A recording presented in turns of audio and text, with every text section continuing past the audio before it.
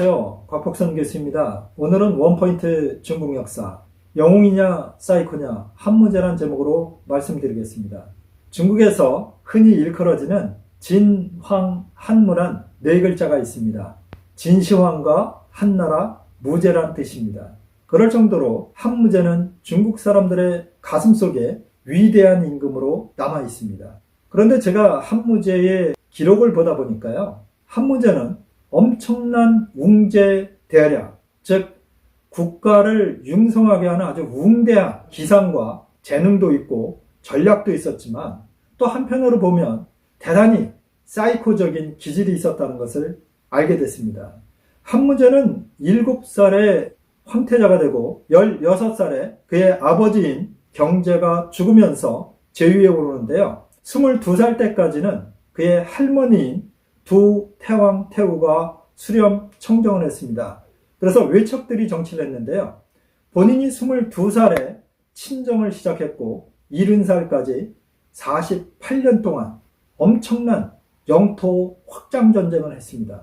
사실 그는 자기의 증조 할아버지인 한나라를 세운 유방이 한나라를 세운 지 얼마 안 돼서 흉노의 모돈 선우에 의해서 지금의 산서성 대동에 있는 백등산에서 포위를 당했고, 결국 치욕스러운 조건으로 강화조약을 맺고 살아난 경험이 있습니다. 그래서 흉노에 대해서 한나라는 계속 공물을 바쳐왔는데요. 자기 아버지인 경제 그리고 할아버지인 문제 때는 흉노와 전쟁을 하지 않고 계속 타협을 해왔습니다. 이것을 어린 나이에 지켜보고 있었던 한무제는 가슴속에서 반드시 내가 흉노를 제압하겠다, 이러한 꿈을 갖고 있었는데요. 본인이 22살에 친정을 시작하자마자 위청 같은 명장을 시켜서 흉노를 공격하기 시작합니다. 그런데 놀랍게도 흉노를 공격할 때 전술을 보면 주로 기병전 위주였습니다. 왜냐하면 흉노가 기만민족이니까 본인도 기병을 동원해서 공격했던 것입니다. 근데 많을 때에는 기병의 숫자가 무려 7만 명, 그리고 보병이 10만 명, 거의 20만에 달하는 병력이 흉노를 공격했는데요.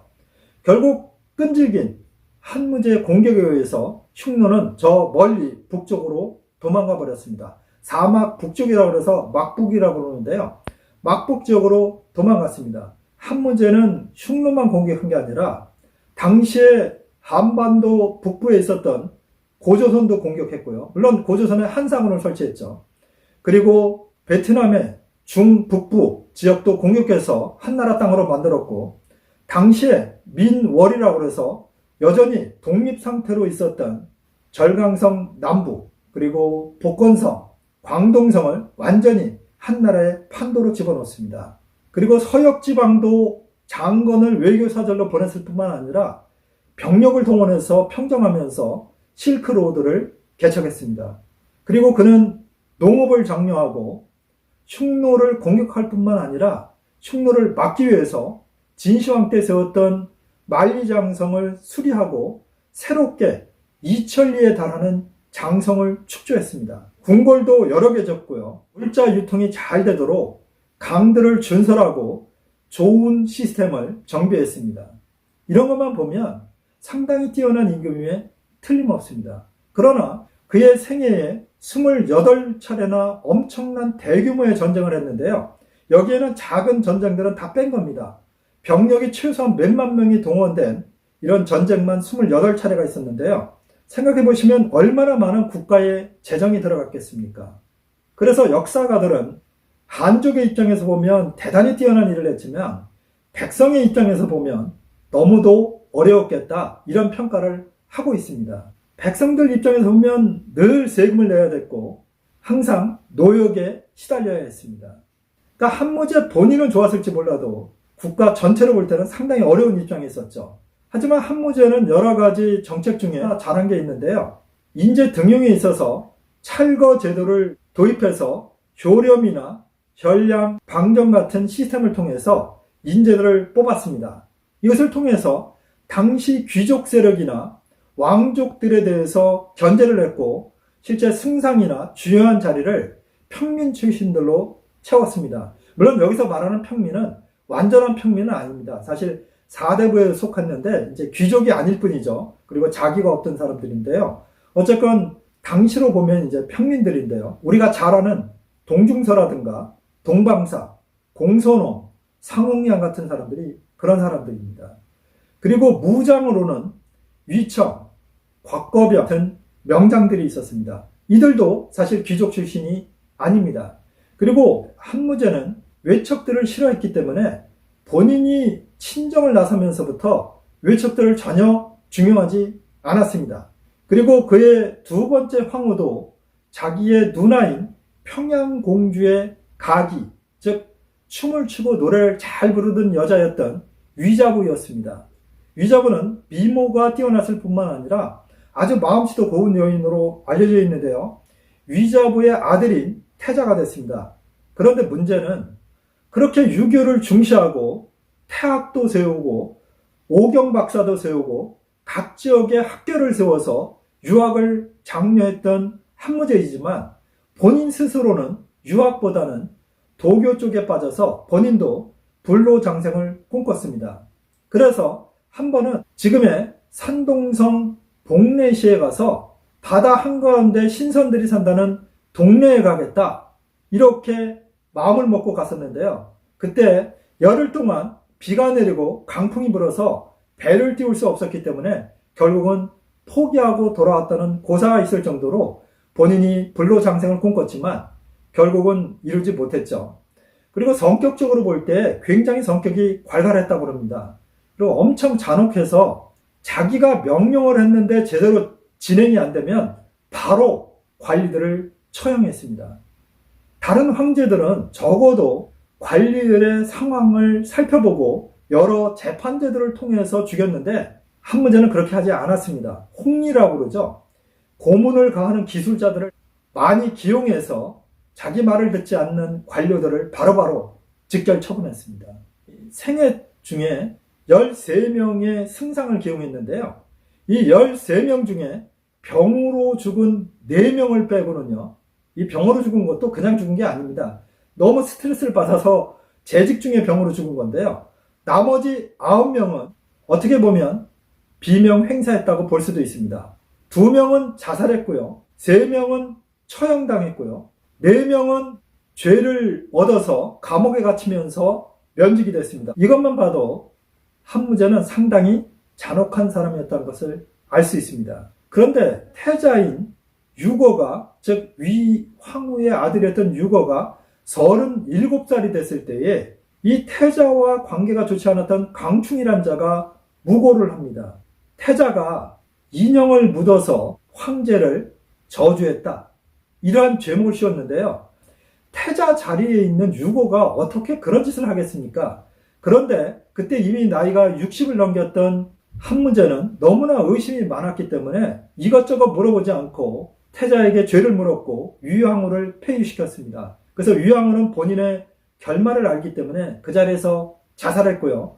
태자는 결국 반발을 하다가 잡혀서 죽게 되는데요. 항상 태자가 황제에게 건의를 많이 했습니다. 폐하, 신하들을 다스릴 때 너무 강하게 하시면 안 됩니다라고 여러 번이나 간언을 했기 때문에 한무제가 굉장히 태자를 싫어했다고 합니다.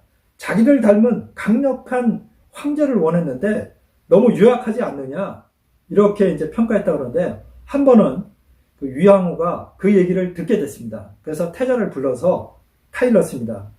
얘야, 황제에게 절대로 황제의 뜻에 어긋나는 일을 건의하지 말거라. 우리 모자의 목숨이 위험하니까 너 명심하거라. 이렇게 이야기를 했습니다. 이 위자부의 동생이 그 명장인 위청인데요. 위청이 살아있을 때까지만 해도 한무제는 태자를 건드릴 생각을 하지 않았습니다. 그런데 불행하게도 위청이 자기 누나인 위황후보다 먼저 병사합니다. 그래서 위청이 죽고 얼마 안 돼서 그러한 부고의 사건이 일어나고 위황후는 자살하고 태자도 죽임을 당하는 이런 사태가 벌어졌던 것입니다. 그런데 한무제는 또 한 번 우리가 보기에는 상당히 잔혹한 일을 저지르는데요. 60대 후반에 가면 이 병을 앓기 시작합니다. 그러니까 오래 살지 못한다는 걸 알기 때문에 황태자를 세워야 되는데 남아있는 아들들을 보니까 죽은 유고 외에는 하나같이 쓸모없는 자들이었습니다. 뭐 죄를 져서 지방에 쫓겨내려가 있거나 평판이 좋지 않거나 이런 황자들이어서 도저히 황위를 물려줄 수가 없었고, 당시에 구익 부인이 난 유불능이라는 어린아이가 있었습니다. 그때 나이가 8살밖에 안 되는데요. 이 아이를 태자로 세웁니다. 그리고 세운 지 얼마 안 돼서 이제 죽게 되는데요. 죽을 때 상홍양이나 상관궐 같은 사람들에게 유명을 남기면서 이 아이를 잘 보살펴달라 이러고 이제 죽는데요. 문제는 죽기 전에 조치를 하나 취합니다. 본인이 16살에 황제가 되고 6년 동안 두 태왕태후, 즉 문제의 부인에게 휘둘렸던 경험이 있기 때문에 자기가 죽고 어린 유불능이 황제에 올라가면 분명히 젊은 구익 부인이 정치를 간섭할 텐데 이거는 안 된다. 그래서 밀지를 내려서 그 젊은 구익 부인을 사살합니다. 즉 사약을 내려서 죽인 것이죠. 구익 부인은 자기 아들이 황제가 된다는, 그리고 본인은 태후가 된다는 꿈을 꾸고 있었는데 갑자기 죽임을 당한 것입니다. 그런데 한무제는 조금도 망설이지 않고 그렇게 죽였습니다. 그리고 한무제는 본인이 황제가 될 때에 당시 관도 대장공주, 즉 자기 아버지의 누나의 도움을 받아서 황제가 됩니다. 그래서 이 관도 대장공주의 딸인 진황후를 황후로 맞았었는데요. 결국 본인이 친정을 하게 되자마자 외척들을 배척하면서 진황후도 폐위시키는 아주 대담함을 보였습니다. 한무제는 상당히 대단한 사람이죠. 한편으로 보면 영토 확장을 하는데 엄청나게 능력을 보였지만, 또 한편으로 보면 거의 사이코적인 잔혹함을 보여줬습니다. 그래서 역사적인 평가를 보면은요, 세종대왕도 평가를 했는데요, 이 군주 중에 처음은 좋지만 나중이 좋지 않았던 사람이 있는데 한무제도 그러한 사람이라고 평가했습니다. 중화인민공화국을 세웠던 모택동 같은 사람은, 이 모택동은 이 역사에 어느 정도 식견이 있는 사람인데요, 한무제에 대해서 웅제대략, 즉 대단히 웅장한 기상과 재능과 전략을 가진 사람이다. 하지만 동중서를 통해서 유학을 독존, 즉 유학만을 받들도록 해서 사상의 발전이 없었다. 그래서 경학만 유행하게 했던 과가 있다라고 평가했습니다.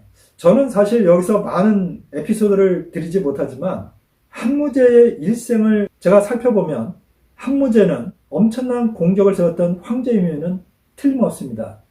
지금의 중국의 영토의 어떤 기본을 만들었던 황제가 한무제라고 할 수 있기 때문입니다. 하지만 또 다른 한편으로 보면 그는 욕망이 너무 강했기 때문에 본인의 욕망을 달성하기 위해서 자기 가족도 신하들도 무참하게 잔혹하게 죽였을 뿐만 아니라 28번의 대규모 전쟁을 벌이면서 백성들에게 엄청난 부담을 줬던 그러한 황제였던 것입니다.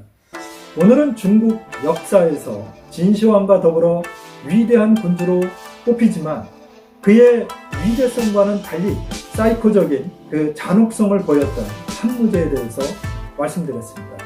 다음 판은 좀 더 재미있고 유익한 이야기로 찾아뵙겠습니다. 시청해 주셔서 감사합니다.